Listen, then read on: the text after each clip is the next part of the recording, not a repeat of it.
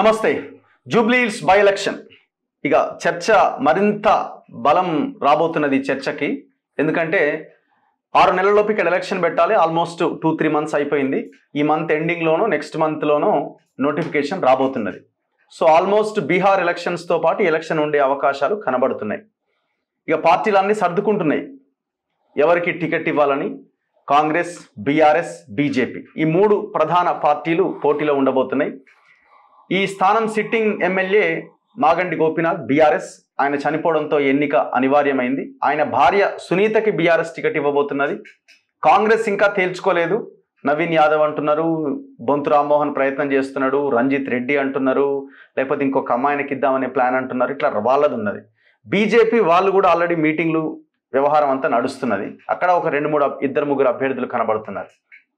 So ముఖ్యంగా Congress party నిన్న ముఖ్యమంత్రి రేవంత్ రెడ్డి దీని మీద ఒక రివ్యూ పెట్టింది.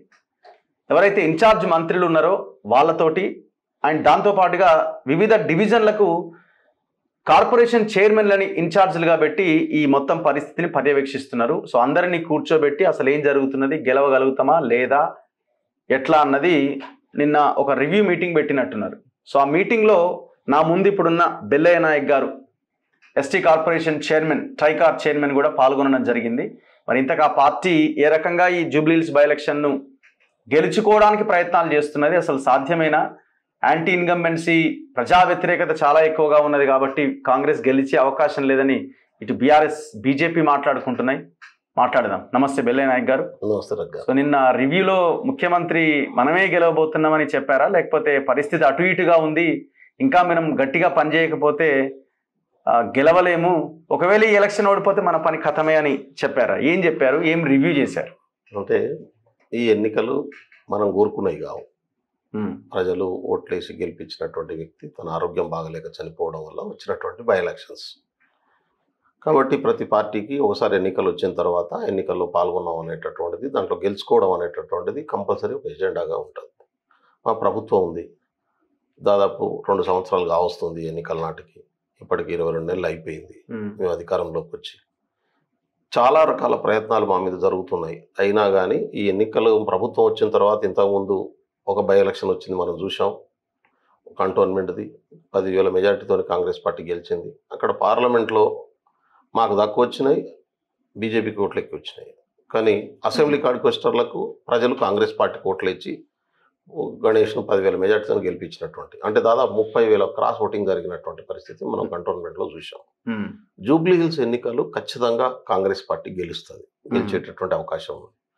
ఎందుకంటే జనరల్ ఎలక్షన్ జరిగినప్పుడు టీఆర్ఎస్ పార్టీ అధికారంలోకి వస్తుంది అనేటటువంటి ఒక భ్రమలు క్రియేట్ చేయడం వల్ల సోషల్ మీడియా ద్వారా, మీడియా ద్వారా ఆ రోజు ఉన్నటువంటి అన్ని రకాల యంత్రాలని వాడడం ద్వారా బీఆర్ఎస్ పార్టీకి సిటీ చుట్టుపక్కల రంగారెడ్డి జిల్లాలో ఎక్కువ సీట్లు గెలిచినటువంటి పరిస్థితి ఉంది. కానీ ఇవాళ వాతావరణం లేదు, వాస్తవ పునాది మీద ఎన్నికలకు పోతున్నటువంటి స్థితి ఉంది. కాబట్టి ఇవాళ ప్రభుత్వాన్ని రేవంత్ రెడ్డి గారి నాయకత్వంలో అద్భుతంగా ముందుకు తీసుకెళ్తున్నటువంటి క్రమంలో వచ్చినటువంటి బై ఎలక్షన్స్లో ఇంకా 3 సంవత్సరాలు మేము అధికారంలో ఉంటాం. 3 సంవత్సరాలకు ప్రజలకు కావాల్సినటువంటి పనులు చేసేటటువంటి అవకాశం కాంగ్రెస్ పార్టీకే ఉంటుంది, కాంగ్రెస్ ప్రభుత్వానికి ఉంటుంది. కాబట్టి జూబ్లీ హిల్స్లో ఉన్నటువంటి ఓటర్స్ చాలా తెలివైనటువంటి వాళ్ళు, ఎడ్యుకేటెడ్స్, ఇండిపెండెంట్గా ఓటు వేయగలిగినటువంటి శక్తి సామర్థ్యాలు ఉన్నటువంటి వాళ్ళు, విచక్షణతో ఓట్లు వేసుకోగలిగినటువంటి కెపాసిటీ ఉన్నటువంటి ఓటర్స్. కాబట్టి ఎవరో ఏదో మాయమాటలు చెప్తే దాంట్లో భ్రమంలో పడిపోయి ఓట్లు వేసేటటువంటి పరిస్థితి ఉంటుందని ముఖ్యమంత్రి ఏమన్నాడు నిన్న. కాబట్టి ముఖ్యమంత్రి గారు ఏమన్నారంటే ఈ ఎన్నికల్లో మనం ఖచ్చితంగా గెలవాలి, మనకు అన్ని రకాలుగా అనుకూలమైనటువంటి పరిస్థితులు ఉన్నాయి, ఇప్పటిదాకా మనం ప్రజలకు ఒక పాజిటివ్ డైరెక్షన్లో తీసుకెళ్తున్నాం, ఇక్కడ ఉన్నటువంటి ఆర్థిక వ్యవస్థ విధ్వంసం చేసిన దాని నుంచి ఒక పాజిటివ్ డైరెక్షన్ ఎట్లా తీసుకొచ్చినాం అనే విషయం చాలా స్పష్టంగా ప్రజలకు అర్థమవుతుంది. మనం చేస్తున్నటువంటి యాక్టివిటీస్, అదేవిధంగా పార్టీ నిర్మాణం. జనరల్గానే కొంత పి జనార్దన్ రెడ్డి గారు చనిపోయిన తర్వాత సిటీలో మాకు నాయకత్వ లోపం కొంత ఉన్నప్పటికీ దాన్ని అధిగమిస్తూ గ్రౌండ్ స్థాయిలో, పూర్తి స్థాయిలో ప్రతి బూత్ లెవెల్లో కాంగ్రెస్ పార్టీ నిర్మాణాన్ని బలోపేతం చేయడం ఎట్లా అనేటటువంటి దాని మీదనే ముఖ్యమంత్రి గారు నిన్న దిశానిర్దేశం చేయడం జరిగింది.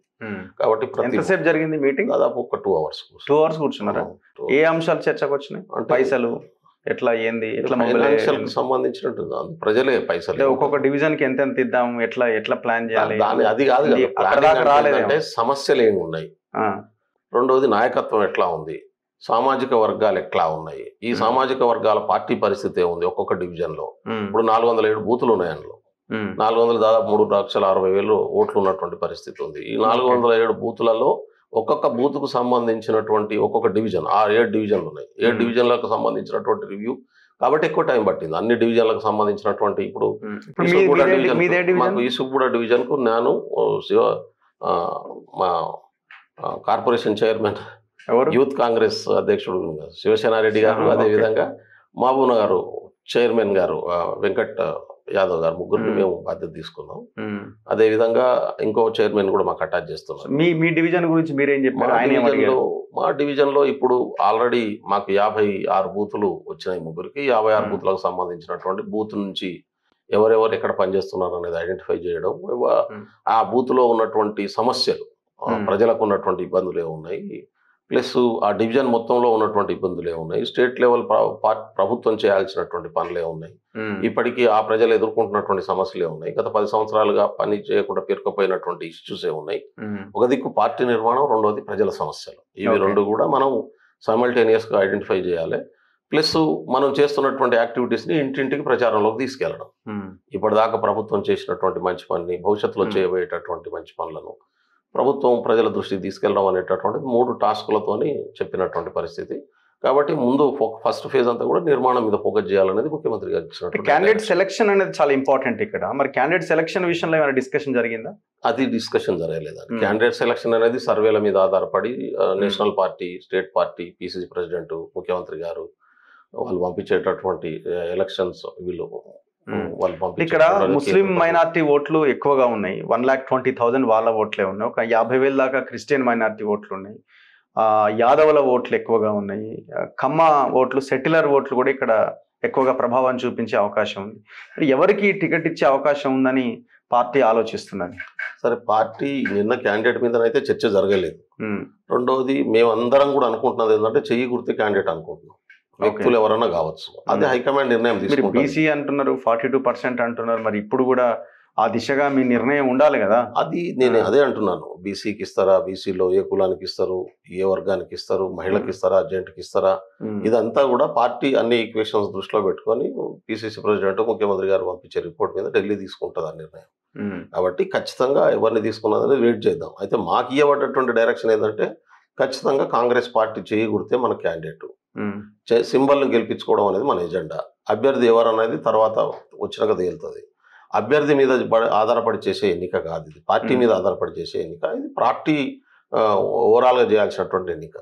కాబట్టి అభ్యర్థులు ఇంపార్టెంట్ కానే కాదు, పార్టీనే ఇంపార్టెంట్. ఎందుకంటే పార్టీ కదా ఇప్పుడు పార్టీ ప్రభుత్వం నడుస్తుంది, ప్రభుత్వం డెవలప్మెంట్ చేస్తుంది. వచ్చే 3 సంవత్సరాలు కూడా అక్కడ ప్రజలకు కావాల్సినటువంటి అన్ని రకాల సౌకర్యాలని చేయగలిగినటువంటి కెపాసిటీ, సర్వీస్ చేసేటటువంటి వ్యక్తిని ఎన్నుకునేటటువంటి అవకాశం ప్రజలకు వచ్చింది. గత మిగిలినటువంటి 3 సంవత్సరాలు వాళ్ళ డెవలప్మెంట్కు ఎవరైతే పాటుపడతారు, ఎవరు చేయగలుగుతారు అనేటటువంటి వ్యక్తిని ఎన్నుకునేటటువంటి అవకాశం. జనరల్గానే అధికారంలో ఉన్నప్పుడు ఒక అడ్వాంటేజ్ ఏముంటుందంటే, పవర్లో ఉన్నటువంటి వాళ్ళకు ప్లస్ పాయింట్ ఏంటంటే, ఇప్పుడు మీరు రిమైనింగ్ 3 years ఉంది కాబట్టి ఈ 3 years టర్మ్లో ఆ ప్రాంతానికి ఏం కావాలన్నా గెలిచినటువంటి ఎమ్మెల్యే మనం అధికారంలో ఉన్న పార్టీకి గెలిపించుకుంటే ఎక్కువ అడ్వాంటేజ్ ఉంటుంది అనేటటువంటి ఫీలింగ్ ప్రజలకు ఉంటుంది.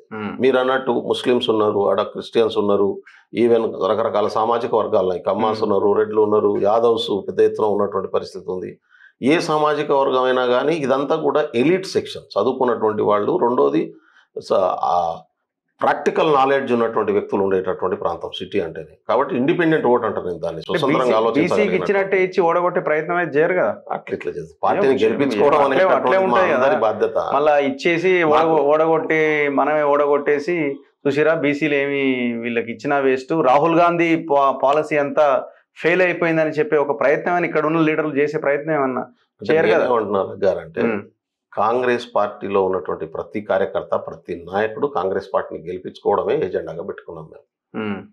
ఈ కాంగ్రెస్ పార్టీని ఇక మేము కూర్చున్న చెట్టుకు మేమే నరుకుంటాం, మేము కూర్చున్న బొమ్మను నరుకొని కింద పడేటటువంటి ఫ్యూచర్ ఎజెండాలో భాగంగా ఈ ఎజెండాను అమలు చేయొచ్చు. అట్లాంటిది ఏముండదు. మీకు చాలా అనుమానాలు ఉంటాయి మేధావులతో ఇదే సమస్య. కాబట్టి అటువంటిది ఏముండదు. 100కు 100% కాంగ్రెస్ పార్టీ అభ్యర్థి జూబ్లీ హిల్స్ లో గెలుస్తాడు, గెలిపించుకోగలిగినటువంటి పరిస్థితి ఉంది. జనాలు కాంగ్రెస్ పార్టీకి ఓట్లు వేయడానికి సిద్ధంగా ఉన్నారు. రాంగ్ పర్సెప్షన్ బిల్డ్ చేయడానికి రకరకాల ప్రయత్నాలు జరుగుతాయి, బీఆర్ఎస్ నుంచి కానీ బీజేపీ నుంచి కానీ. బీజేపీ అయితే ఆల్మోస్ట్ ఆల్ ఇక్కడ వాళ్ళ కార్యకర్తలే వాళ్ళ పార్టీని నమ్మేటటువంటి ఇప్పుడు పరిస్థితి. అజారుద్దీన్ ని ఎందుకు ఆయనకి ఎమ్మెల్సీ ఇచ్చి పక్కగా తప్పించినట్టు? అంటే ఆయన యాక్చువల్ గా పోటీలో ఉండాలి, లాస్ట్ టైం కూడా ఆయన కంటెస్ట్ చేశారు. మైనార్టీ ఓట్ బ్యాంక్ ఎక్కువగా ఉన్న ప్రాంతంలో అజారుద్దీన్ కి టికెట్ ఇచ్చి ఎంఐఎం సపోర్ట్ తీసుకొని గెలవడానికి అవకాశాలు ఉన్నప్పుడు మరి ఎందుకు ఆయన్ని సైడ్ చేశారు? అంటే ఇక్కడ నవీన్ యాదవ్కి ఇవ్వడానికా లేకపోతే ఇంకెవరికైనా ఇవ్వడానికా? నేను అట్లా ఇప్పుడు సరే అది ఏమైందో ఇంటర్నల్ గా నాకు దాని గురించి అంత అవగాహన లేదు. అజారుద్దీన్ దీనికోసం తప్పించారని అనుకోవట్లేదు. అజారుద్దీన్ ఎమ్మెల్సీకి ఎలిజిబుల్, సీనియర్ మ్యాన్, రెండోది పార్లమెంట్ మెంబర్ గా చేసినటువంటి వ్యక్తి. ఆయన అజారుద్దీన్ గురించి తెలియనటువంటి వాళ్ళు ఎవరున్నారు? కోదండ రామ్ సార్కు ఆయన ఇద్దరికి ఇచ్చారు. ఎమ్మెల్సీకి ఇచ్చినప్పుడు తప్పించడం ఎట్లయితుంది? దానికి ఆయనకు 6 సంవత్సరాల బాధ్యత మీన్స్ ఇక్కడ కాబట్టి ఆయనకి గౌరవం, ఎంతకంటే గౌరవం ఎమ్మెల్యే కంటే ఎమ్మెల్సీ ఉన్నతమైనటువంటి. సరే, కర్చు తగ్గించే ప్రయత్నం చేశారు అనుకోండి. తప్పించడం అనేది కాదు. కాంగ్రెస్ పార్టీ అభ్యర్థి ఎవరైనా కాంగ్రెస్ పార్టీని గెలిపించుకోవడం బాధ్యత. ఇప్పుడు ఆడ నవీన్ యాదవ్ అడుగుతున్నాడు, మీరు అన్నట్టు రామ్మోహన్ అడుగుతున్నాడు, గుంతు రామ్మోహన్ గారు, ఇంకా దాదాపు 5-6 అడుగుతున్నటువంటి పరిస్థితి ఉంది. 6 అక్కడ నుంచి మాకు టికెట్ కావాలని అడుగుతున్నారు. కాబట్టి ఎవరికి ఇస్తారు? సర్వేలు చేసి గతంలో ఇచ్చినటువంటి పద్ధతిలో గ్రౌండ్లో ఎవరికి పాజిటివ్ ఉన్నదనేటటువంటి విషయంలో కొంత సర్వే చేసి క్యాండిడేట్ సెలక్షన్ అధిష్టానం చూసుకుంటుంది. అది పెద్ద కాంట్రవర్సీ అవుతుందని నేను అనుకోవట్లేదు ఇప్పుడు ఉన్నటువంటి పరిస్థితుల్లో. ఇక్కడ కమ్మ సామాజిక వర్గానికి చెందిన వ్యాపారవేత్తలనండి, ఆ కమ్యూనిటీ ఎంతైనా హయ్యర్ కమ్యూనిటీ కాబట్టి, బలమైన పైసలున్న కమ్యూనిటీ కాబట్టి ఈ నియోజకవర్గం మాది అనే ఒక ఫీలింగ్లో వాళ్ళు కొంతమంది ఉన్నారు. ఇప్పుడు వాళ్ళు పోలరైజ్ అయ్యి ఇటు అటు చేసే అవకాశం లేదు. ఎందుకంటే ఇక్కడ పార్టీ ఉండదు, వాళ్ళకి కులమే ఉంటుంది వాళ్ళకి. సరే, మనలాంటి వర్గాలకేమో మనం పార్టీలలో పడి కొట్టుకపోతూ ఉంటాం, కానీ వాళ్ళకి పార్టీలు ఉండవు. అక్కడ పైసలు ఉంటాయి, కులం అన్నదే ఆధారపడి వాళ్ళు పనిచేస్తూ ఉంటారు. ఏ పార్టీ అయినా సరే యువతల పార్టీ కూడా అవతల పార్టీ కూడా కొట్టేస్తాడు. అంటే కాంగ్రెస్ పార్టీ అన్ని సామాజిక వర్గాలను ఈక్వల్ గా చూసేటటువంటి పార్టీ. ఒకళ్ళ పట్ల ఎక్కువ ప్రేమ, ఇంకొకళ్ళ పట్ల తక్కువ ప్రేమ కాంగ్రెస్ పార్టీకి ఉండదు. కాంగ్రెస్ పార్టీ విధానమే అది కాదు. సర్వోదయ సర్వ సమాజం అభివృద్ధి అనేటటువంటిది కాంగ్రెస్ పార్టీ విధానం. అదే గాంధేయ సిద్ధాంతం. ఇక్కడ కమ్మ సామాజిక వర్గానికి కూడా ఇప్పుడు మీరు చూడండి, కాంగ్రెస్ పార్టీ కమ్మ సామాజిక వర్గాన్ని తక్కువ ఇక్కడ చేయలేదు. ఫస్ట్ 2 ఎంపీ సీట్లు రాగానే మొదటి ఎంపీ సీటు రేణుకా చౌదరి గారికి ఇచ్చినటువంటి విషయాన్ని గుర్తు చేయదలుచుకున్నాను. అదేవిధంగా తుమ్మల నాగేశ్వరరావు గారు ఇప్పుడు క్యాబినెట్లో ఉన్నాడు, ఈజ్ ఎలిజిబుల్, క్యాబినెట్లో ఉన్నారు. ఇక్కడ అన్ని కులాలని బ్యాలెన్స్ చేసుకుంటూ తీసుకొని పోతున్నాం. ఇప్పటికీ రానటువంటి నష్టం జరిగినటువంటి కులాలకు కూడా సమానత్వం రావడం కోసం మా ప్రయత్నం మేము చేస్తున్నాం. బీసీలకు ఇప్పటిదాకా 75 సంవత్సరాల తర్వాత కూడా వాళ్ళ జనాభా ప్రకారం వాటా రాలే. రిజర్వేషన్ సీట్లు ఓన్లీ ఎస్సీ ఎస్టీలకు ఉన్నాయి, మిగతా అన్ని జనరల్ సీట్లే. ఇప్పుడు బీసీ నిలబడ్డా, ఓసీ నిలబడ్డా, రెడ్లు నిలబడ్డా, కమ్మలు నిలబడ్డా, ఇవన్నీ జనరల్ సీట్ల కింద. రాజకీయ రంగంలో బీసీలకు మిగతా వర్గాలకు లేదు, ఓన్లీ ఎస్సీ ఎస్టీలకు మాత్రమే రిజర్వేషన్ ఉన్నది. ఈ ఎస్సీ ఎస్టీ రిజర్వ్డ్ సీట్లు తప్ప మిగతా అన్ని నియోజకవర్గాల్లో ఎక్కడన్నా ఎవరన్నా నిలబడవచ్చు. అయితే పార్టీ ఐడియాలజీ రీత్యా, పార్టీ ఆలోచన దృక్పథం రీత్యా గెలవడం అనేటటువంటిది పారామీటర్గా పెట్టుకొని, గెలిపే పారామీటర్ అవుతుంది. పారామీటర్ పెట్టుకొని రేపు ఇక్కడ క్యాండిడేట్ కూడా గెలుపు పారామీటర్గా సెలక్షన్ అవుతుంది. అదే జరుగుతుంది అనుకుంటున్నాను. అది ఎవరికైతుంది అనేది అధిష్టానంగా కులాల ప్రాతిపాదిక మీద మేము దాన్ని ఈ కులానికి ఇవ్వాలి, ఆ కులానికి ఇవ్వాలనే డిమార్కేషన్ ఏం లేదు. అక్కడి నుంచి ఎవరైతే గెలుస్తారో, ఎవరైతే బలమైన అభ్యర్థి అవుతారో, ఎవరైతే సర్వేలలో నంబర్ 1 ఉంటారో వాళ్ళే క్యాండిడేట్ అవుతారో, అది అధిష్టానం నిర్ణయిస్తుంది. నేను మళ్ళీ చెప్తాను, క్యాండిడేట్ అనేటటువంటిది ఇంపార్టెంట్ కాదు. ఇది కాంగ్రెస్ పార్టీకి మిగతా వాళ్ళకి జరుగుతుంది. కాంగ్రెస్ పార్టీ ఇప్పుడు తీసుకున్న మెయిన్ ఎజెండా ఏంది? ఎస్సీ ఎస్టీ బీసీ బహుజన యాంగిల్ మీరు తీసుకున్నారు కదా, మీ యాంగిల్. So BC angle 42%. మీరు ఇప్పుడు ఇక్కడ బీసీకి ఇచ్చి గెలిపించుకొని మీరు లోకల్ బాడీస్లో చెప్పుకోవడానికి ఒక అవకాశం ఉంది కదా. ఖచ్చితంగా రాదని ఎందుకు అనుకుంటారు మీరు? బీసీకి రాదని అనుకుంటారు, ఎస్సీ క్యాండిడేట్కి రాదని ఎందుకు అనుకుంటారు, ఎస్టీకి కూడా చెవులకి ఇస్తారో చెప్పలేము. ఖచ్చితంగా రేవంత్ రెడ్డి చేతిలోనే ఉందా? లేదు, ఇది పార్టీ హైకమాండ్ డిసైడ్ చేస్తుంది. సెంట్రల్ పార్టీకి సంబంధించినటువంటి కమాండ్. అయితే ముఖ్యమంత్రి గారు కానీ పిసిసి అధ్యక్షులు ఇన్ఛార్జీలు వాళ్ళ అభిప్రాయం చెప్తారు. ఇక్కడ నుంచి ప్రపోజల్ పంపించాల్సి వస్తుంది కదా, పిసిసి ప్రెసిడెంట్ ప్రపోజల్ పంపిస్తాడు. దాని బేసిస్ మీద అవతల క్యాండిడేట్స్ క్లియర్గా ఉన్నారు. ఇప్పుడు అక్కడ బీజేపీ నుంచి ఆయన దీపక్ రెడ్డి పేరే వినబడుతుంది, ఎందుకంటే ఆయనతోనే పనులన్నీ చేపిస్తున్నారని నాకున్న ఇన్ఫర్మేషన్. ఇటు బీఆర్ఎస్ నుంచి ఆయన భార్యకి ఇవ్వబోతున్నారు అనేది ఆల్మోస్ట్ కన్ఫర్మ్. సో మీరే ఇంకా డిసైడ్ చేయాల్సి ఉన్నది. ఆ ఇద్దరు బలాబలాలని చూస్తే మీ పార్టీ ఎక్కడ ఉందని మీరు అనుకుంటున్నారు? మీరు పవర్ లో ఉన్నారన్నదే మీ బలం, అంతేనా? పవర్ లో కాదు, నేను ఇప్పుడు జనాల్లో తిరుగుతున్నాం కదా, ప్రజలు కాంగ్రెస్ పార్టీకి అనుకూలంగా ఉన్నారు. మొన్న ఎన్నికల సందర్భంగా కొంత బీఆర్ఎస్కి అనుకూలంగా ఉన్నారు జనరల్ ఎన్నికల నాటికి. ఇప్పుడు కంప్లీట్గా కాంగ్రెస్ పార్టీకి ఫేవర్గా ఉన్నారు. నేను చెప్తున్నా కదా, సిటీలో అంతటా కూడా ప్రో కాంగ్రెస్ వెదర్ ఏర్పాటు అవుతున్నటువంటి పరిస్థితి ఉంది. ఎందుకంటే ఆ వెదర్ రాకపోతే మేము కంటోన్మెంట్ గెలిచే ఛాన్సే లేదు. ఆ వెదర్ వచ్చింది కాబట్టి కంటోన్మెంట్ గెలిచినాం, రేపు జూబ్లీస్ గెలుస్తాం, లోకల్ బాడీ ఎన్నికల్లో కూడా గెలుస్తాం, ఈవెన్ జిహెచ్ఎంసీ ఎన్నికలు కూడా గెలుస్తాం. మున్సిపల్ ఎన్నికల్లో కూడా కాంగ్రెస్ పార్టీ మొత్తం రాష్ట్ర వ్యాప్తంగా పవర్లోకి వస్తుంది.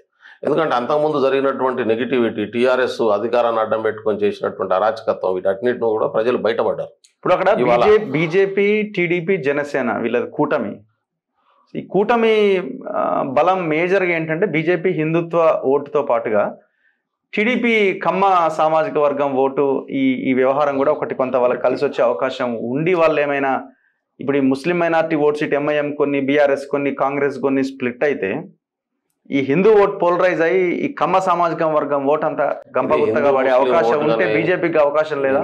ఇది హిందూ ముస్లిం ఓటుగాను మనం కాదని అనుకున్నా పోలరైజ్ చేసే ప్రయత్నం చేస్తారంటున్నాను. చుట్టే తిరిగేటోళ్ళు తిరుగుతారు, కానీ ప్రజలు అట్లా డివైడ్ అయ్యేటటువంటి అవకాశం లేదు. ప్రజలు కంప్లీట్ గా డెవలప్మెంట్ మీదనే ఆధారపడి ఓటేసేటటువంటి అవకాశం ఉంది. ఈ జూబ్లీ హిల్స్ ఎన్నికల్లో నేను అందుకనే అంటున్నాను, ఫస్ట్ మాటలో అని చెప్పాను, స్వతంత్రంగా ఆలోచించి విచక్షణ ఉన్నటువంటి ఓటర్ ఉన్నటువంటి ప్రాంతంలో ఈ డైవర్ట్ చేసి మైండ్ను మ్యాపింగ్ చేసి ఓటు దొంగతనం చేసేటటువంటి రాజకీయ ఎత్తుగళ్ళు పనికిరావు, పనిచేయవు.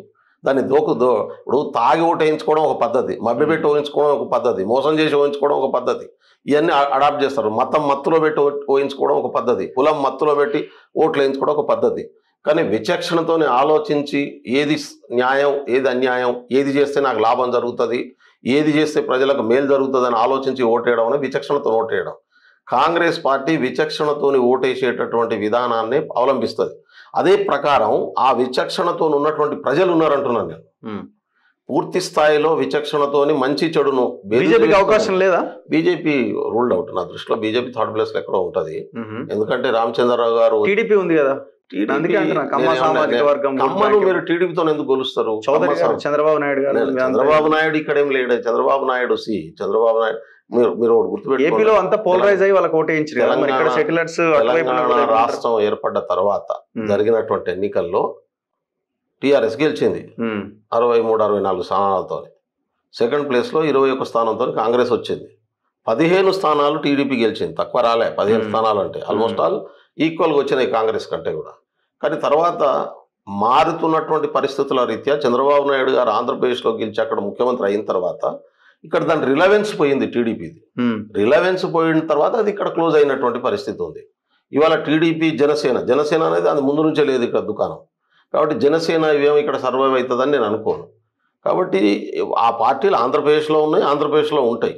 ఇప్పుడున్నటువంటి పరిస్థితుల్లో చంద్రబాబు నాయుడు గారు కూడా తెలంగాణకు వచ్చి టీడీపీ పార్టీని మళ్ళీ రివోక్ చేసి ఇక్కడ ఏదో పార్టీ నిర్మాణం చేస్తాడని నేను అనుకోను. ఎందుకంటే ఆయన అక్కడ ముందు ఆంధ్రప్రదేశ్ డెవలప్ చేసుకోవడం, ఈ ఎలక్షన్ విషయంలో ఆయన యాక్టివ్ గా కమ్యూనిటీ కోసం పనిచేస్తుండొచ్చేమో అంటున్నాను. చంద్రబాబు నాయుడు నేను కమ్యూనిటీకే పరిమితమై నేను ఆలోచించదలుచుకోలేదు. చంద్రబాబు నాయుడు ఒక విజనరీ ఉన్నటువంటి నాయకుడు, ఆయనకు కూడా ఆంధ్రప్రదేశే ముఖ్యం. ఇప్పుడు ఈ ఒక్క బై ఎలక్షన్ కోసం వచ్చి తను ఎందుకు బదనాం అవుతాడు చెప్పు, నాకు తెలియకడుగుతా. రెండోది ఏంటంటే ఆయన వస్తే మొత్తం కమ్మ సమాజం అంతా ఆయన ఎత్తుకుంటుందనే భ్రమ ఎందుకు? ఇప్పుడు రేవంత్ రెడ్డికి ఏం ఫోన్ చేయడా చంద్రబాబు నాయుడు? రేవంత్ రెడ్డి మనోడు నియోజకవర్గం జూబ్లీహిల్స్ మాదయ్యా, మీరు ఏమో అది ఇంకోరికి ఇస్తే ఎట్లా, మరి మీరన్నా కమ్మలోకి లేకపోతే మమ్మల్ని గెలిపించే ప్రయత్నం చేయండి, అటు ఇటు చేసి కమ్మోళ్ళని గెలిపించాలని చంద్రబాబు నాయుడు కమ్మనాయకుని చేసేటట్టు అట్లానే కమ్యూనిటీ ఉంటది కదండి, వాళ్ళకి ఫీలింగ్ ఉంటది కదా. సరే, చంద్రబాబు నాయుడు ఏం చేస్తాడు? రేవంత్ రెడ్డి గారు ముఖ్యమంత్రి, రాజకీయం ఇట్లనే ఉంటది, మీకు తెలియదు ఏముంది, మీరు మీకు చెప్పాలా? ముఖ్యమంత్రి రాత్రిపూట మాట్లాడుకునే ఇట్లనే ఉంటాయి కదా ముఖ్యమంత్రులు. ఇది మీ నియోజకవర్గం మా నుంచి చేజారితే ఎట్లా అనే ఆలోచన వస్తుంది ఖచ్చితంగా.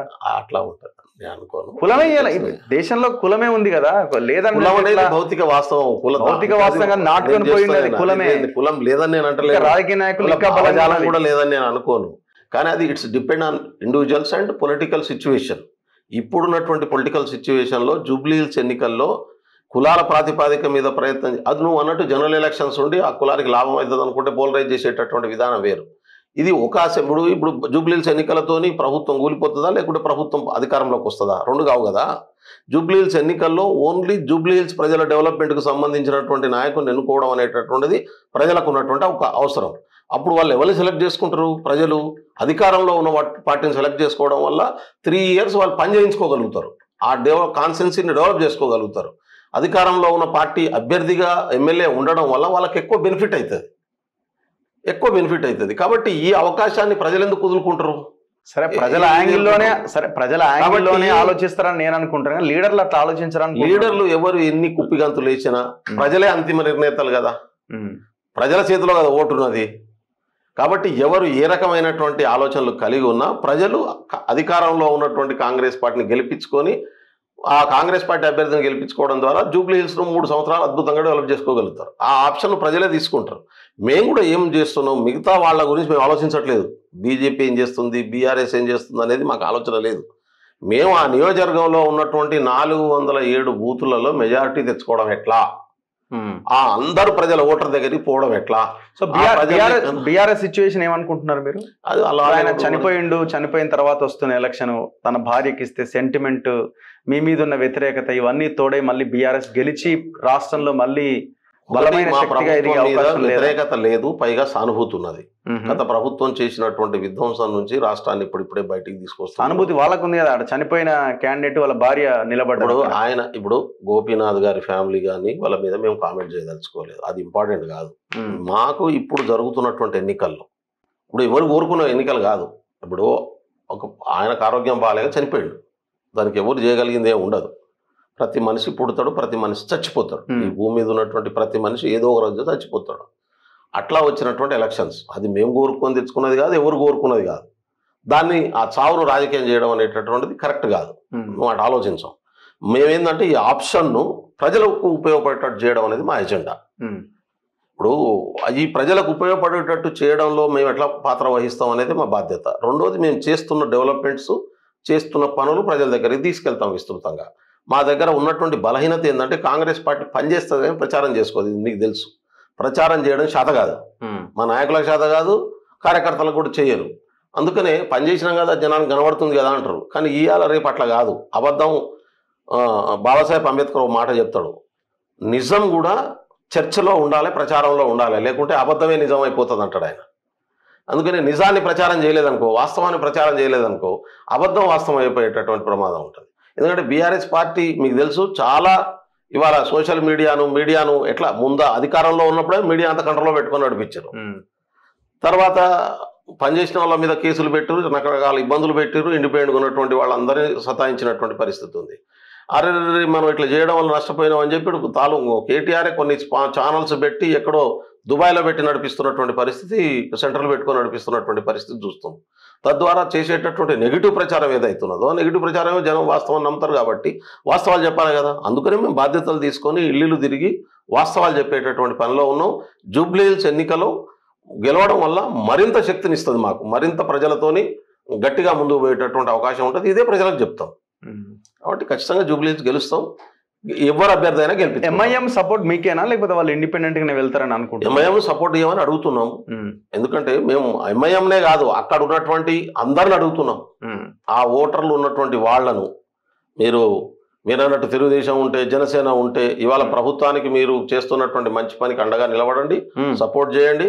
బీఆర్ఎస్ గెలిచిన ఆడ ఒరిగేదేం లేదు, వచ్చే ప్రయోజనం లేదు, అది గెలిచే ఛాన్సే లేదు. ఓడిపోయేటటువంటి పార్టీకి ఎందుకు ఓట్లేస్తారు? బీజేపీ అనేది మర్చిపోను. రామచంద్రరావును అధ్యక్షుడు చేసిన తర్వాత బీజేపీ గురించి డిస్కస్ చేయాల్సిన అవసరం లేదని అలా పార్టీ నాయకులు చెప్తున్నారు, మనం కాదు. మొన్న రాజాసింగ్ స్టేట్మెంట్ ఏంది మనం చూసినాం కదా. ఆయన పార్టీ కాదు కదా, పార్టీ నుంచి బయటికి ఆయన నిలగొట్టినా కానీ ఆయన డిఎన్ఏనే బీజేపీ కదా. ఏమన్నాడు, ఎంత పెద్ద స్టేట్మెంట్, బీజేపీ కనుక జీవితంలో అధికారంలోకి వస్తేనే రాజకీయాలు వదిలేస్తా అన్నాడు. పెద్ద స్టేట్మెంట్ కదా. రాజాసింగ్ లాంటి 2 సార్లు 3 సార్లు గెలిచినటువంటి అభ్యర్థి మాట్లాడి, అది కూడా బీజేపీ డిఎన్ఏలో భాగంగా ఉన్నటువంటి వాళ్ళను. కాబట్టి దాన్ని వాళ్ళు అంతర్గత సమస్యలే ఉన్నాయో మనకు తెలియదు. బీజేపీ పెద్ద అక్కడ పోటీలో ఉంటుందని నేను అనుకోను. అక్కడ జరిగేటటువంటి పోటీ వన్ సైడెడ్ ఉంటుంది. బీఆర్ఎస్ కూడా దరిదాపుల్లో ఉండదు. భారీ మెజార్టీతో గెలుస్తాం మేము. ఎన్ని ఓట్ల, ఎంత మెజారిటీ వస్తుంది? అది టైం మొదలు కానీ ఇంకా ఎన్నికలు రాకముందే నోటిఫికేషన్. ఇప్పుడు ఈ పార్టీ ఫిరాయించిన ఎమ్మెల్యేలు ఏం చేసిరు అసలు? వాళ్ళు పార్టీ మారనట్ట లేకపోతే గోడ మీద నిలబడి అటు ఇటు చూస్తున్నారా? వాళ్ళనే అడగాలి. మీరు చెప్పాలా, మీరు పార్టీ కండువాలు కప్పారు కదా మీ ముఖ్యమంత్రి. వాళ్ళు చెప్పుకున్నారు కదా, అయితే జాతీయ జెండా అన్న మార్చండి, కాంగ్రెస్ కండువానైనా మార్చండి, మేము డిమాండ్ చేస్తాం. జెండా వేరు, కాంగ్రెస్ కండువా. అరే ఎందుకు వేరు? ఒక అశోక చక్రం ఒకటే కదా, జాతీయ జెండా అనే కలర్ లో అయితే సేమ్ కదా. జెండా చెప్పను, ఇప్పుడు కాంగ్రెస్ పార్టీ ఏదన్నా ఒకటి మార్చండి 3 అంటున్నాను. రంగుల జెండాలో చరక ఉంటది. నేను ఏమంటున్నాను అవమానిస్తున్నారు అంటున్నాను నేను. లేదు, జాతీయ జెండా మనం అట్లా మాట్లాడము. ఎందుకంటే ఒక ఆయన నేను జాతీయ జెండా కప్పుకున్నాను, ఎట్లయితే జాతీయ జెండా దాంట్లో మీరు అన్నది లేనప్పుడు జాతీయ జెండా ఎట్లయితే? 3 రంగుల జెండా ఆ, దాని మీద అశోక చక్రం ఉంటే మన జాతీయ జెండా, ఆ. 3 రంగుల జెండా మీద చరక ఉంటే కాంగ్రెస్ జెండా. మరి ఇప్పుడు రేవంత్ రెడ్డి కప్పింది ఏ జెండా?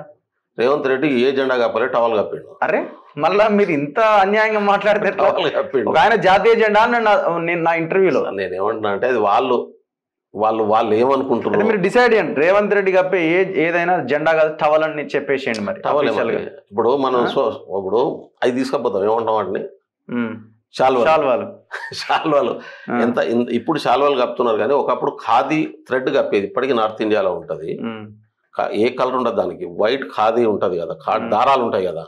ఇప్పటికీ నార్త్ ఇండియాలో ఎవరు ఏ పార్టీ వాళ్ళైనా ఆ దారాలే వేస్తారు, పార్టీ జెండా లేరు, దారం. కానీ తప్పించుకునే వ్యవహారం కదా, ఓపెన్ గా చెప్పాలి. దమ్ము ధైర్యం ఇది ఉండాలి. పార్టీ అన్న తర్వాత మా పార్టీలో జాయిన్ అయ్యారు, మేము రిజైన్ చేస్తున్నాం, పార్టీ నిలబడతాం, మేము గెలుస్తామని చెప్పాలా. టిఆర్ఎస్ పార్టీ చేసుకున్న పాపాలను అనుభవిస్తున్నది. మొదటి రోజు రాగానే 63 వచ్చిరు కొట్టేస్తాం. ఎందుకు వాళ్ళు చేసిన తప్పు మీరేంది చేస్తున్నారు? మేమేం తప్పు చేయట్లేదు, వాళ్ళ పార్టీలో తీసుకునే కదా మీరు గెలిచింది. వాళ్ళ నుంచి ఎలక్షన్ ఎజెండా మీకు ఆ రోజు 12 మంది కాంగ్రెస్ ఎమ్మెల్యేలు ఎట్లా తీసుకుంటాం అన్నది ఎలక్షన్ ఎజెండా మీకు. అది మిమ్మల్ని గెలిపించింది. మీరు వచ్చిన తర్వాత మళ్ళీ మీరు అదే పని చేసినారు కదా. మేమేం ఏ ఎమ్మెల్యేని తీసుకొచ్చి మా పార్టీలో జాయిన్ కామని అడగలేదు, అడుగుతలేం కూడా, అడగం కూడా. ఎట్లా తెలుస్తుంది అడిగింది అడగండి? రాత్రిపూట 6 తర్వాత మాట్లాడితే ఎట్లా తెలుస్తుంది?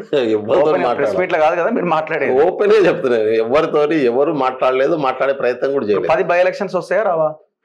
అది స్పీకర్ గారి చేతిలో ఉంటుంది. Khairatabad decided already, almost technical గా దొరికిపోయింది. వస్తుందా రాదా? రావచ్చు. ఖైరతాబాద్ వస్తే మరి సినిమా ఈ జూబ్లీహిల్స్ లో ఉంటది కదా. జూబ్లీహిల్స్ అంటే ఆడ మైనార్టీ ఓట్ బ్యాంక్ ఎక్కువ ఉంది, మీకు అవకాశం కొంత దొరుకుతుంది. ఖైరతాబాద్ అంత ఈజీయా? అందులో దానం నాగేందర్కి టికెట్ ఇవ్వాలా? దానం నాగేందర్కి టికెట్ ఇవ్వాలి. ఖైరతాబాద్ ఎన్నికలు వచ్చినా మేమే గెలుస్తాము. ఈవెన్ సిరిసిల్ల కేటీఆర్ రాజీనామా చేసినా మేమే గెలుస్తాం. కావాలంటే కేటీఆర్ ను చెక్ చేసుకోవాలి, ప్రజా వ్యతిరేకత ఉందని చెప్తాడు కదా రోజు. ఇప్పుడు కేటీఆర్ ను సిరిసిల్ల రాజీనామా చేసి ఈ ఖైరతాబాద్ తో పాటు, అదే విధంగా మీరు అన్నట్టు ఇప్పుడు జూబ్లీహిల్స్ తో పాటు బై ఎలక్షన్ కు రమ్మని నేను అంటున్నా కదా, అది కూడా మేమే గెలుస్తాం. పోనీ వాళ్ళ బలమైన స్థానం అని అనుకుంటారు కదా సిద్దిపేట, అంతకంటే బలమైన స్థానం లేదు కదా, వాళ్ళకి గ్యారంటీగా గెలిచే స్థానం అనుకుంటారు కదా, అది రిజైన్ చేయమని చెప్పారు. ఇది లేదు అంటే కేసీఆర్ గారు నేను అంటున్నా కదా, వాళ్ళు ఏంటంటే విపరీతమైన ప్రజా వ్యతిరేకత ఉంది, రేవంత్ రెడ్డిని ప్రజలు యాక్సెప్ట్ ఎదుర్కోవచ్చు కదా. అది ఈ 10 నేను అంటున్నా, స్పీకర్ గారు తీసుకునేటటువంటి నిర్ణయం ప్రకారం డిస్క్వాలిఫై చేస్తే 10 బై ఎలక్షన్స్ వచ్చిన 10 కూడా గెలుస్తాం. నేను అది కూడా అదే చెప్తున్నా, డిస్క్వాలిఫై చేయాలా వద్దా అన్నది మీ చేతిలోనే ఉంది, స్పీకర్ చేతిలో ఉంటుంది. ఎవరి చేతిలో ఉంటారు, ఎట్లా డెసిషన్స్ అయితే అన్నది మనకు తెలిసిందే. ఈ దేశంలో ఏం జరుగుతుంది, ప్రతి రాష్ట్రంలో ఏం జరుగుతుంది తెలియని విషయమా ఇదంతా. కాబట్టి నన్ను అడిగితే స్పీకర్ గారు తొందరగా నిర్ణయాలని కోరుకుందాం, తీసుకొని తేల్చేయాలి. ఉప ఎన్నికలు రావాలని కోరుకుందాం. ఉప ఎన్నికలు వస్తాయా లేదా తేల్చాల్సింది స్పీకర్. వచ్చినా ప్రాబ్లం లేదా అంటున్నా నేను. ఉప ఎన్నికలు వస్తే మంచిది. నేను అందుకనే అంత తెలంగాణ ఉద్యమంలో గన్నిసార్లు రాజీనామా చేశారు కదా మా దోస్తులు. ఉద్యమం కోసం చేస్తున్నాం మేము, కాపాడుకోవడం కోసం చేస్తున్నాం మేము, ప్రజాస్వామ్యాన్ని కాపాడుకోవడం కోసం. ఇవాళ 39 వాళ్ళు ఇప్పుడు ఉన్నారు కదా, అందరిని రాజీనామా పెట్టమన్నారు కేసీఆర్ను. అందరు రాజీనామా చేసి బై ఎలక్షన్ పోదాంపా, తేలిపోతుంది కదా మరొకసారి. ముందు కేటీఆర్, తర్వాత హరీష్ తోని వాళ్ళతో ఉన్నటువంటి వాళ్ళందరూ రాజీనామా పెట్టించాము. ఇప్పుడు సర్పంచ్ ఎలక్షన్లు పెడతారా, ఇంకా 4-5 నెలలు ఆగాల్సి వస్తుందా? గారు మేము చాలా స్పష్టంగా చెప్పినాం, ఎన్నికల మేనిఫెస్టోలో చెప్పినాం, తర్వాత కూడా చెప్పినాం. పీసీసీ ప్రెసిడెంట్ రోజు చెప్తా ఉన్నాడు, 42% రిజర్వేషన్లు బీసీలకు ఇచ్చి సర్పంచ్ ఎన్నికలు పెడతాం. మీ ముందున్న ఆప్షన్ చెప్పండి. చట్టం చేసినాం కదా, ఆల్రెడీ చట్టం చేశారు. పంచాయతీరాజ్ చట్ట సవరణ, మున్సిపల్ చట్ట సవరణ 2 చేశారు, గవర్నర్ పంపారు. ఇంకో 2 బిల్లులు రాష్ట్రపతి దగ్గర పెండింగ్ లో ఉన్నాయి. అది మేము పెట్టాం 9th షెడ్యూల్ అని వాళ్ళు డిసైడ్ చేశారు, అది అయిపోయింది. అది వాళ్ళు 9th షెడ్యూల్ యాక్సెప్ట్ చేయాల్సిందే కదా, గవర్నర్ అయితే యాక్సెప్ట్ చేయాల్సిందే. జీవో తెస్తారు. అవును, జీవో దగ్గర కోర్టుకు పోతే కోర్టు కొట్టేస్తుంది. ఎందుకు కొట్టేస్తుంది? చరిత్ర అనుభవం ఉన్నది కదా మనకి. నేను ఏమంటున్నా అంటే మనం అంత ఊహాజనితమైనటువంటి పద్ధతిలో ఆలోచించాల్సినటువంటి అవసరం లేదు. ఇప్పుడు ఇట్నే అన్నారు 10% రిజర్వేషన్ ఎస్టీలకు పెంచితే కోర్టు కొట్టేస్తుందని. 10% రిజర్వేషన్ జీవో ఇచ్చినాక ఇంప్లిమెంట్ అవుతుంది కదా ఇప్పుడు. అందుకని నేనేమంటున్నా అంటే ఒకసారి ఆల్రెడీ లోకల్ బాడీస్కి సంబంధించినటువంటి చట్టాన్ని మార్పులు చేసి ఆ చట్ట పరిధిలో కొత్త జీవోని తీసుకొచ్చి దాన్ని అమలు చేసి 42% ఇచ్చి బీసీలను ఆదుకునేటటువంటి ప్రయత్నం మనం చేస్తాం. బీసీలకు వ్యతిరేకంగా ఎవడన్నా ముందుకు పోతారో చూద్దాం. ఎందుకు పోతారో తొందరలో అవుతుంది. అంటే ఆఫ్టర్ జూబ్లీ హిల్స్ బై ఎలక్షనే కదా ఆల్మోస్ట్. అంటే ముందుగానే కావచ్చు వెనక కూడా కావచ్చు. ఇప్పుడు ఎందుకంటే దాని మీద భయపడుతున్నారు వీళ్ళు పెట్టకుండా, అందుకే ఈ కాలయాపన అంతా అన్నది వీళ్ళు భయపడు కాదు. బీసీలకు న్యాయం జరగకుండా ఆపుతున్న దొంగేవాడు. బీసీలకు 42% ఇవ్వకూడదని ఆలోచన వాడు. పైకి బీసీల పార్టీ అంటారు, బీసీల కోసం మేము ప్రధానమంత్రిని చేసినామంటారు, బీసీలకు న్యాయం వచ్చేటటువంటి చట్టం చేస్తే దాన్ని ఎందుకు ఆమోదించకుంటున్నారు, ఆర్డినెన్స్ చేస్తే ఎందుకు ఆమోదించలేదు? మోడీ బీసీనే కదా, ఎందుకు చేయలేదు? ఈబీసీ రిజర్వేషన్స్ కావాలని ఎవడు అడిగిండు? అడగక ముందే 10% స్పెషల్ పార్లమెంట్ జీవో తీసుకొచ్చి ఎట్లు ఇచ్చిర్రు? బీసీలకు ఎందుకు ఇయ్యరా పని? అంటే ఈడబ్ల్యూఎస్ ఎందుకు ఇచ్చిర్రు? ఈడబ్ల్యూఎస్ అగ్రకులాలకు సంబంధించినటువంటి పేదలు ఈ దేశంలో 5% 3% ఉంటే వాళ్ళకేం 10% ఇస్తావు నువ్వు. 50% ఉన్నటువంటి బీసీలకు వాళ్ళు 42% ఇద్దామంటేనే ఇయ్యనేకుండా అడ్డుపడతావు. నీ ద్వంద్వ విధానం ఏంది? నీ ఎవరి ఫేవర్ ఉన్నావు? ఏమైనా ఆలోచన ప్రకారం దానికి అనుకూలంగా జై జై అన్నోళ్ళే కదా. ఇప్పుడు నేనే అందుకనే అంటున్నాను అంటే ఎకనామికల్ బ్యాక్వర్డ్ క్లాస్కు ఈబీసీలకు ఇవ్వడాన్ని ఎవరు వ్యతిరేకించలేదు. కానీ ఎందుకు తీసుకొచ్చిర్రు దాన్ని? అంత హరిగా ఎట్లా తెచ్చారు? స్పెషల్ కోటాను క్రియేట్ చేసి ఎందుకు పెట్టిర్రు? What about BCs? ఒరిజినల్ ఉన్నటువంటి వాళ్ళ కాడికి వచ్చేళ్ళకి ఎందుకు కన్సెషన్ కుట్ర చేస్తున్నారు? దీన్ని బట్టి బీజేపీ పార్టీ ఏ వర్గానికి అనుకూలంగా ఉన్నదో తేలట్లేదా? ఈబీసీకి సంబంధించిన వాళ్ళకే 8 లక్షల ఇన్కమ్స్ ఉంటుంది. ఎస్సీ ఎస్టీ బీసీల కాడికి వచ్చేళ్ళకి 2.5 లక్షలు దాటడానికి ఇన్కమ్ ఎక్కువ ఉండడానికి వీల్లేదని పెడతారు. ఏంది కండిషను? అంటే నువ్వు ఎవరి ఫేవర్గా ఉన్నావు? కాబట్టి ప్రజలు కూడా అర్థం చేసుకోవాలి, బీసీలు కూడా అర్థం చేసుకోవాలి, ఎస్సీ ఎస్టీలు కూడా అర్థం చేసుకోవాలి. ఏ స్లోగను, ఏ చట్టం వెనకాల ఎవరి ప్రయోజనాలు దాగి ఉన్నాయనేటటువంటి విషయాన్ని మనం అర్థం చేసుకోకపోతేనే మోసపోతూ ఉంటాం అంటాడు ఓ పెద్ద ఆయన. కాబట్టి వాళ్ళు మాట్లాడే మాటలు వాళ్ళ చాతలు. మాటలు ఏదైనా ఉండొచ్చు, చాతలు గీట్రాయి అవుతాయి. చాతలు ఇవాళ బీసీలకు ఇవ్వద్దని అడ్డం పడుతున్నారు. బీజేపీలో ఉన్నటువంటి బీసీ నాయకులు అడ్డం పడుతున్నారు. మోడీ అడ్డం పడుతున్నాడు. పైకి బీసీ అని చెప్పుకుంటాడు. బండి సంజయ్ అడ్డం పడుతున్నాడు బీసీలకు రానియకుండా. పైకి బీసీ అని చెప్పుకుంటాడు. కాబట్టి బీసీలను ఆధిపత్య వర్గాల కాళ్ళ కింద జీతగాలు ఉంచడమే వీళ్ళ ఎజెండా. బీసీలు ఎదగకుండా చేయడమే వీళ్ళ ఎజెండా. మరి ఇప్పుడు 42% మీరు ఏ పార్టీ అమలు చేస్తారో చూడాలి, చూద్దాం. మా చిత్తశుద్ధి చాలా స్పష్టం. భారతదేశంలో ఏ రాష్ట్రంలో ఇంతవరకు క్యాస్ట్ బేస్డ్ సెన్సెస్ లేవు. క్యాస్ట్ బేస్డ్ సెన్సెస్ తీసుకొచ్చి సుప్రీంకోర్టుకు కావాల్సినటువంటి డాక్యుమెంట్ను, లీగల్గా నిలబడే డాక్యుమెంట్ను తయారు చేసి ముందు పెట్టినాం. ఇంతకుముందు 1936 తర్వాత 31 తర్వాత ఇంతకుముందు క్యాస్ట్ సెన్సెస్ లేవు. ఎందుకు? నీకు 50% క్యాప్ పెట్టినప్పుడు సుప్రీంకోర్టు ఏమన్నది? బీసీ జనాభా లెక్కలు లేవు కాబట్టి జనాభా లెక్కలు తీయండి అన్నది. ఎవరు తీయలే, మా ప్రభుత్వం తీసి ముందు పెట్టినాం. ఇప్పుడు జనాభా లెక్కలు డాక్యుమెంటరీ ఎవిడెన్స్ పెడుతున్నాం. దాని మా ఒత్తిడితోనే కదా మోడీ కూడా అది దాటవేయడం కోసం ఇప్పుడు నేను జనాభా లెక్కలు తీస్తాను అని అది మొదలు పెట్టట్లేదు. అందుకనే మేము లీగల్గా శాంటిటీ వచ్చే విత్ డాక్యుమెంటరీ ఎవిడెన్స్తోని బీసీ రిజర్వేషన్లు పెంచినాం. ఇప్పుడు అందుకనే ప్రభుత్వంలో ఉన్నటువంటి ఢిల్లీ ప్రభుత్వానికి వెలకాయబడ్డటువంటి పరిస్థితి. ఇక్కడ మోసం చేసి తప్పించుకోవడం కోసం చేస్తున్నటువంటి ప్రయత్నాలు కనబడతా ఉన్నాయి చాలా స్పష్టంగా. మేము నిజాయితీతోని చిత్తశుద్ధితోని మేము బీసీల కోసం పనిచేస్తున్నాం, ఎస్సీఎస్ల కోసం పనిచేస్తున్నాం. ఎవరు ఎంత జనాభా ఉంది, ఏ స్థాయిలో ఉంది, సోషల్ స్టేటస్ ఏంది, ఎకనామికల్ స్టేటస్ ఏంది, పొలిటికల్ స్టేటస్ ఏంది, ఎంత చదువుకున్నారు, ఏ రంగాల్లో ఎంత వెనుకబడి ఉన్నారు అనేటటువంటి ఇన్ఫర్మేషన్ తీసుకొచ్చింది ఎందుకోసం?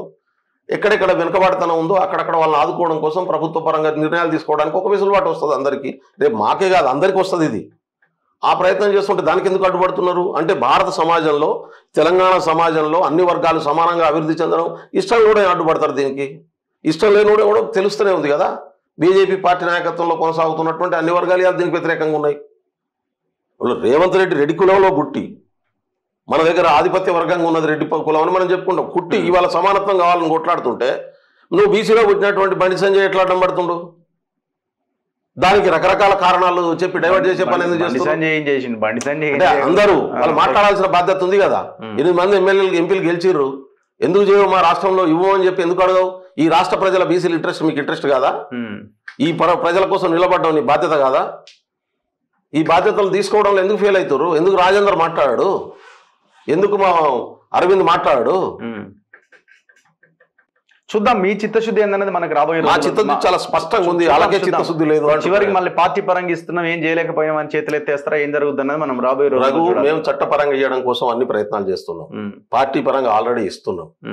రేపు వీళ్ళు చేయకుంటే కేంద్ర ప్రభుత్వంలో మేము అధికారంలోకి వస్తాం, దేశవ్యాప్తంగా చట్టాన్ని చేస్తామని చెప్పి రాహుల్ గాంధీ చాలా స్పష్టంగా చెప్పేసాడు. కామారెడ్డి డిక్లరేషన్ లో కూడా అదే పెట్టుంటాయి. అందుకనే కదా, అందుకనే ఎక్కడ కూడా వెనక్కి తగ్గేది లేదు. ఈ దేశంలో అన్ని కులాలను సమాన స్థాయికి తీసుకొచ్చి అన్ని వర్గాలను సమానం డెవలప్ చేయడం అనేది కాంగ్రెస్ పార్టీ సిద్ధాంతం, agenda. Thank you very much Bellaiah Nayak garu. Thank you. So వివిధ అంశాలపైన ఇది బెల్లయ్య నాయక్ గారితో స్పెషల్ డిబేట్. చూస్తూనే ఉండండి మన తొలి వెలుగు.